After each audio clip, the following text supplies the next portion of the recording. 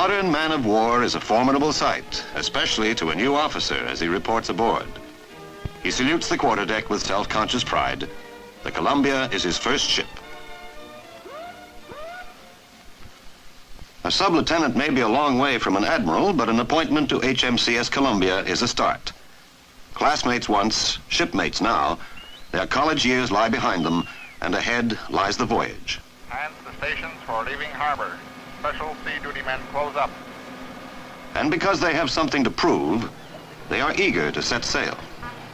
Let's go forward. Let's go aft.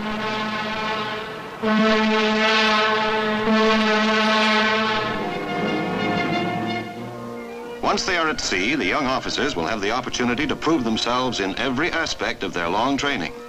In seamanship, in engineering, in weapons, in all the extensive technical knowledge required to sail a fighting ship. To prove themselves as officers, worthy to command men and ships, worthy to serve in the Royal Canadian Navy.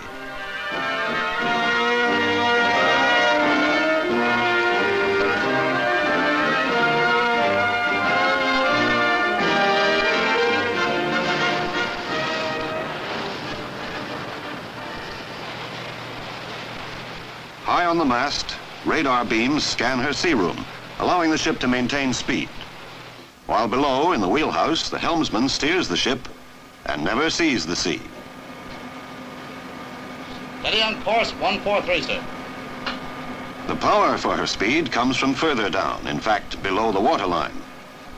These different areas of the ship can be isolated from each other and sealed by doors which are watertight against flooding and fire, too. To know the ship means to be familiar with this system of damage control, for it means survival.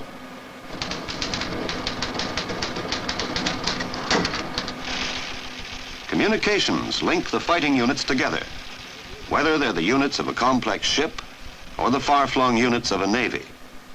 Messages are received, messages are acknowledged and sent, and their secret whispers command the fleet.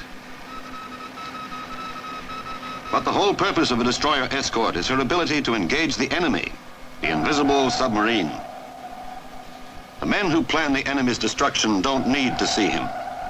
He appears as a point on a plotting table, while a computer records his maneuvers. So independent of the limitations of the human eye is the ship, that every weapon and every command can be directed from deep down inside her. For defense, a radar-controlled mechanism can detect planes, lock onto their course, and aim the anti-aircraft guns.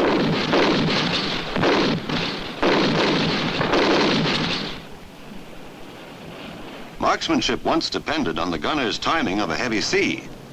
These anti-submarine mortars are controlled electronically.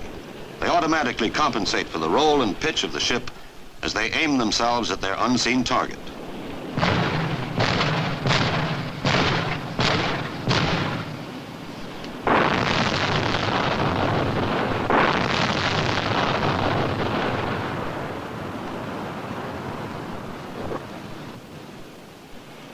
In the storerooms, the sheer size of the ship and the variety of its complex needs begins to be apparent to the new officer.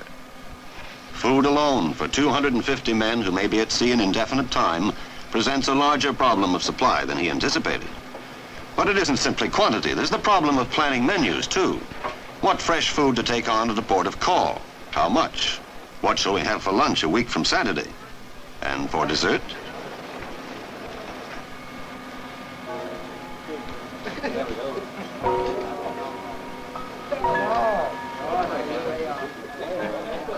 Officers dine and relax in off-watch hours in the wardroom.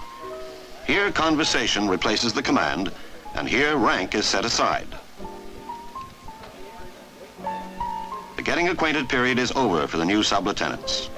Familiar now with ship and crew, routine is set, and soon enough, they find their roles on board.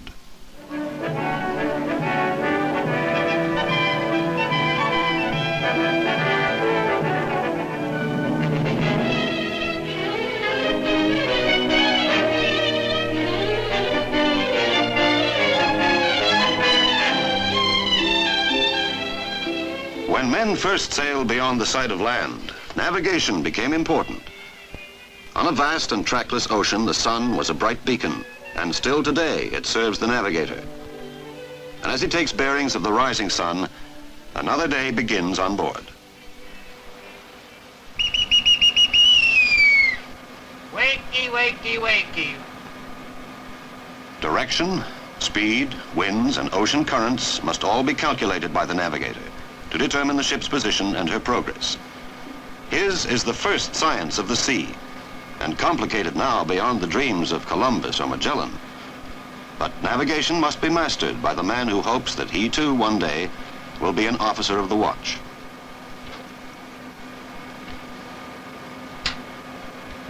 Captain, sir, officer watch. 0700, sir. Clear morning, sunny. We're a little behind our ETA, sir. The navigating officer would like permission to increase speed to 18 knots. Very good. Carry on, please. Aye, sir.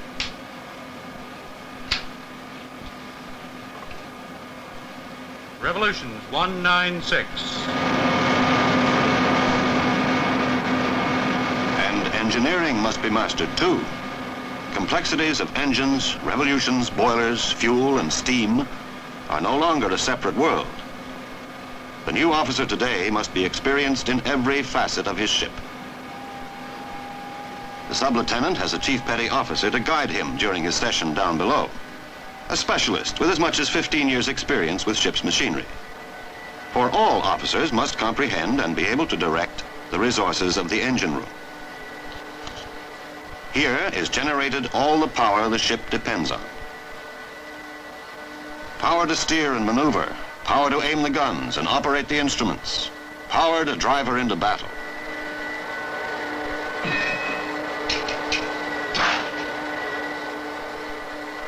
The men and their duties, the ship and all its functions are now a practical part of the new officer's experience. With the ship running smoothly and the crew geared for action, the aim of the voyage comes into view.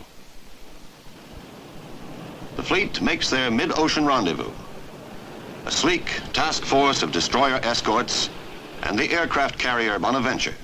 Aboard the carrier, there are men they know well because they were all classmates. But what they do not know yet is how to work together with these men who now fly.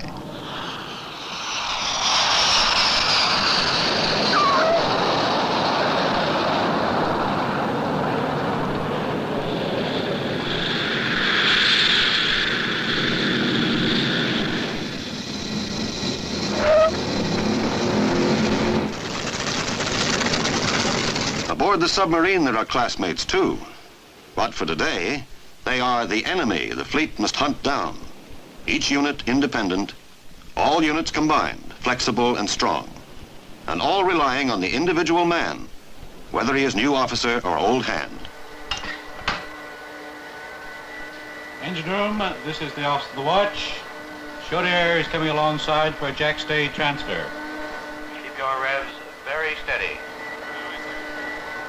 Columbia's sister ship moves alongside in a synchronized maneuver. While giving the submarine ample head start, the two ships' captains call a conference to prepare for their working together.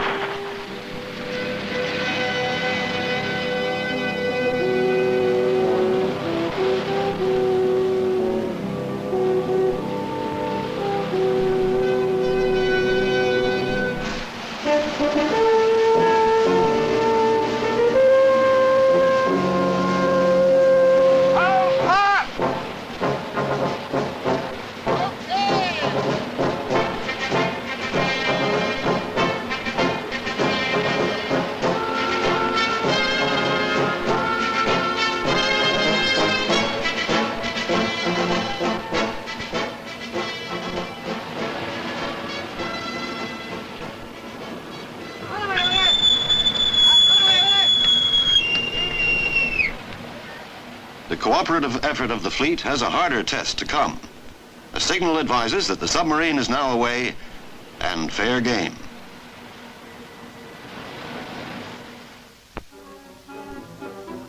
Through infinite fathoms of ocean, the fleet's trained senses grope systematically. Contact has been made twice and lost again. In the past hour, no new report. An Argus is flown out from shore to join the search, and the area is combed a third time by the carrier's planes.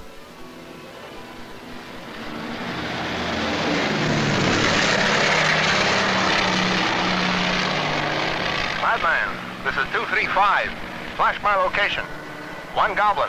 Goblin. First degree of readiness. That means enemy submarine.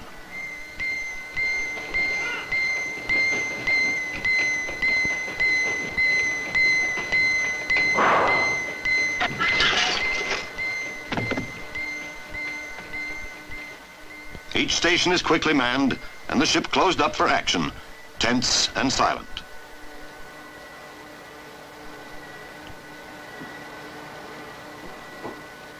The captain assumes command in the operations room, from where he will direct the attack. Datum Alpha 1 has been established in this position, sir. Our course to close is 045, and at 25 knots, our ETA at datum will be 0936. The datum provided is the submarine's location when discovered. It is not there now, and will be at another datum still before the Columbia sonar can make contact. Come to starboard to 045 and increase to 25 knots. If his guess is right, the submarine and the Columbia will meet at the next datum. Come to starboard 045, speed 25. In pursuit of his prediction, the ship increases speed and alters course.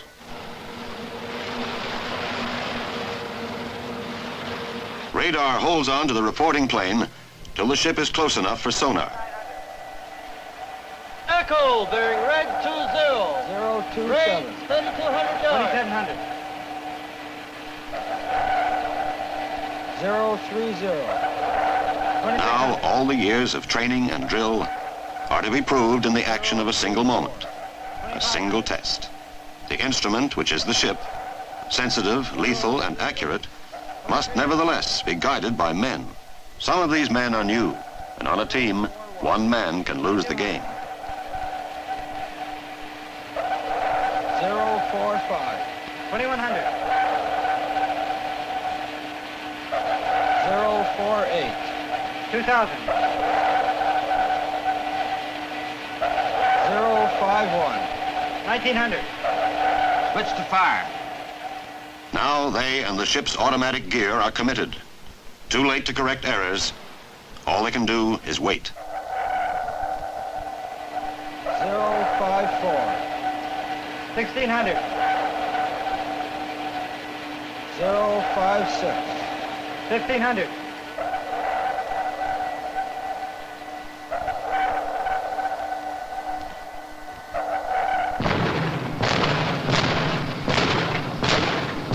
Practice charges can be heard through a submarine hull. Success or failure is judged by the sub itself, and a hit is declared by a smoke marker.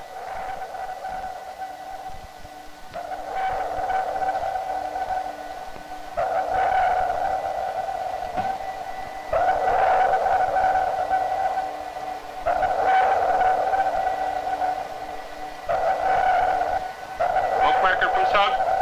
Well done.